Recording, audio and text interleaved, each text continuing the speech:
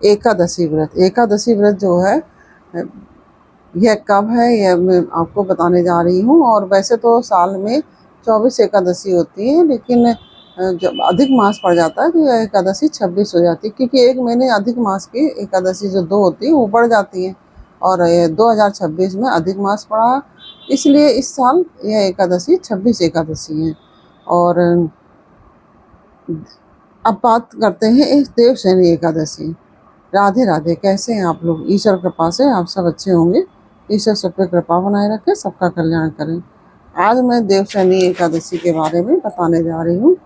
आप लोग पूरे वीडियो में ध्यानपूर्वक रहें। और यदि आपने हमारे चैनल को सब्सक्राइब नहीं किया तो प्लीज़ हमारे चैनल को सब्सक्राइब कर लीजिए और बेल आइकन बटन अवश्य दबा दीजिए, जिससे कि हमारे आने वाले सभी वीडियो आपको प्राप्त हो सकें। और यदि आपको वीडियो अच्छा लगे तो लाइक और शेयर अवश्य कीजिएगा। देवशयनी एकादशी इस वर्ष 24 को है या 25 को है, यह मैं आपको बताने जा रही हूँ। तो देवशयनी एकादशी का जो व्रत है वह 25 जुलाई शनिवार को 2026 को शनिवार को रखा जाएगा। और इस दिन पूजा का शुभ मुहूर्त प्रातः 7:21 से लेकर 9:03 तक का पूजा का शुभ मुहूर्त है। और व्रत का पारण 26 जुलाई को किया जाएगा। अभी मैं उसका भी मुहूर्त आपको बता दूंगी। और एकादशी जब प्रारंभ हो रही है जो है 24 जुलाई को ही प्रारंभ हो रही है। 24 जुलाई 2026 को प्रातः 9:12 से प्रारंभ हो रही है। और एकादशी जो तिथि का समापन है वह 25 जुलाई 2026 को सुबह 11:34 पर समाप्त हो जाएगी और इसके बाद द्वादशी तिथि लग जाएगी। तो वैसे भी 10वीं वेदी एकादशी नहीं रही जाती है, तो इसलिए यह एकादशी शनिवार को ही रही जाएगी। और पूरा हमें ब्रह्म मुहूर्त में मिल रही है। और पूरी तरह से एकादशी 25 जुलाई को ही है और 25 जुलाई को ही व्रत रखा जाएगा। और पूजा का जो शुभ समय जैसा कि मैंने अभी बताया 7:21 से लेकर 9:03 तक है। आप लोग ध्यानपूर्वक सुन लीजिए। 7:21 से लेकर 9:03 तक पूजा का शुभ समय है। और इसमें क्या करना है आपको, पूजा की विधि किस प्रकार से करनी है, यह मैं आपको हर वीडियो में बताती हूँ। तो जैसे आप स्नान आदि करके आप सुबह जल प्रातःकाल उठें और स्नान आदि करें और फिर व्रत का संकल्प करें। और साफ सुथरे पीले वस्त्र पहने और व्रत का संकल्प लें। अगर पीले वस्त्र आपके पास नहीं है तो आप कोई भी कलर पहन सकते हैं, लेकिन व्रत में कभी भी काले रंग के कपड़े नहीं पहनने चाहिए। तो और फिर विष्णु भगवान का व्रत है तो इसमें तो काले नीले तो पहनने नहीं चाहिए। अगर पीले हों तो बहुत ही अच्छा रहेगा, बाकी आपके पास जिस कलर के हों वो आप पहन लीजिए। और फिर विष्णु भगवान की मंदिर आदि की साफ सफाई आदि करने के बाद विष्णु भगवान की स्थापना कीजिए।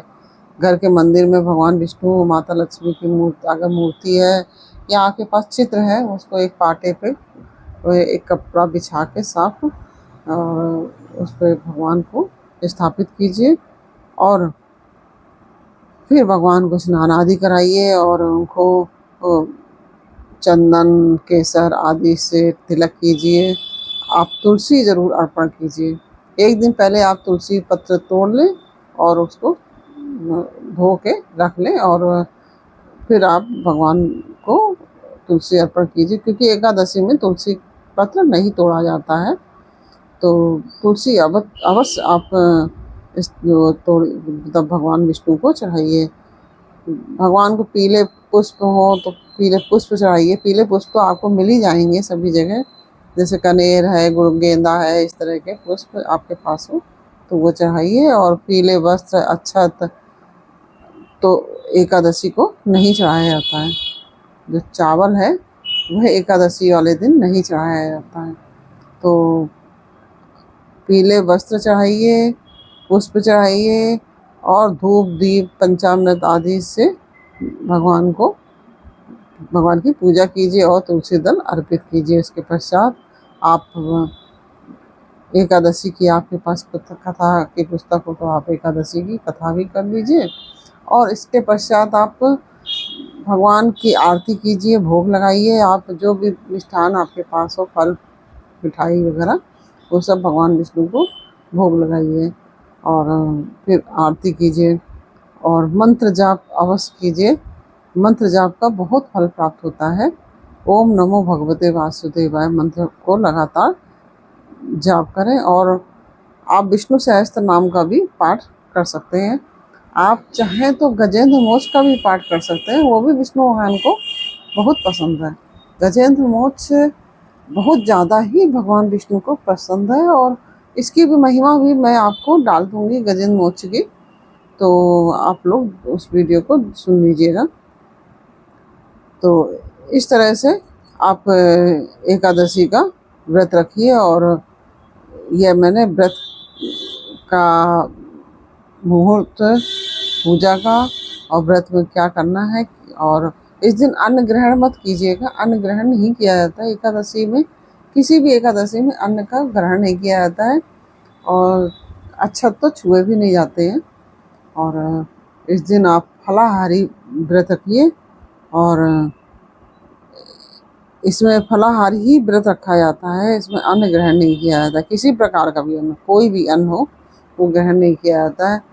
तो अन्न बिल्कुल भी ना ग्रहण किए। आप चाहें तो मखाने की खीर है या जो आप मखाने वगैरह हैं, आप इस तरह से खिला के खा सकते हैं। और फिर आप अगर आपके पास कुछ नहीं है तो आप सिंगाड़े के आटे की लपसी भी बना सकते हैं, तो वह खा सकते हैं। तो उसको आप भगवान का भोग लगाइए और आप स्वयं भी ग्रहण कीजिए। तो इस दिन क्या होता है, हरिशयनी नाम क्यों है भगवान एकादशी का, यह भी मैं आपको बता रही हूँ। हरिशयनी का मतलब होता है शयनी मतलब शयन। तो कहते हैं कि इस दिन से भगवान श्री हरि क्षीर सागर में योग निद्रा में प्रवेश करते हैं। यानी कि भगवान कहते हैं सो जाते हैं, लेकिन भगवान सोते नहीं है, वो योग निद्रा में चले जाते हैं। और इसी के साथ ही चतुर्मास भी प्रारंभ हो जाता है। धार्मिक मान्यता के अनुसार इस अवधि में जो 4 महीने की जो अवधि होती है, इसमें कोई भी मांगलिक कार्य नहीं किया जाता है। इसमें इन 4 महीनों में साधना, भक्ति, जप, तप, दान आदि का विशेष महत्व होता है। इस 4 महीने में ये सब करना चाहिए।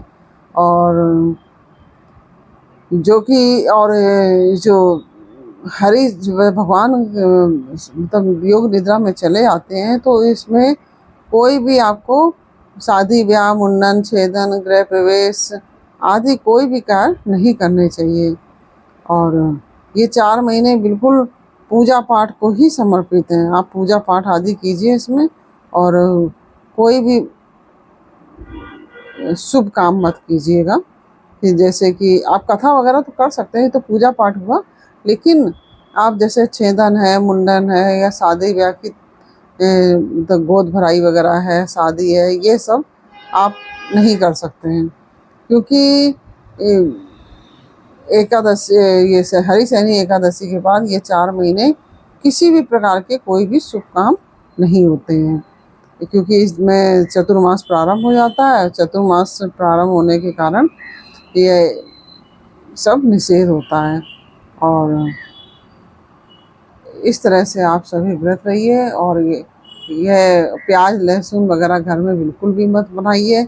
और इसमें रात में एकादशी में जागरण की परंपरा है। आप पूरी रात ना जागरण कर पाए तो अर्ध रात्रि तक आप जागरण करिए, भजन कीर्तन कीजिए और ओम नमो भगवते वासुदेवाय का जप कीजिए मंत्र का। तो इस तरह से आप सभी देवशयनी एकादशी का व्रत रहिए।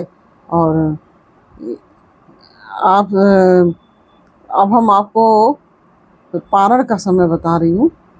जो व्रत को के पारण का समय है 26 जुलाई को सुबह 5:39 5:39 से लेकर 8:22 के बीच है। यानी कि 5:39 से लेकर 8:22 के बीच में आप पारण कर सकते हैं। इस तरह से आप सभी व्रत रखें और एकादशी महारानी सबकी रक्षा करें, सबका कल्याण करें, यही मेरी प्रभु से कामना है। फिर मिलते हैं आपसे अगले वीडियो में एक नई जानकारी, एक नई कहानी के साथ। तब तक के लिए राधे राधे।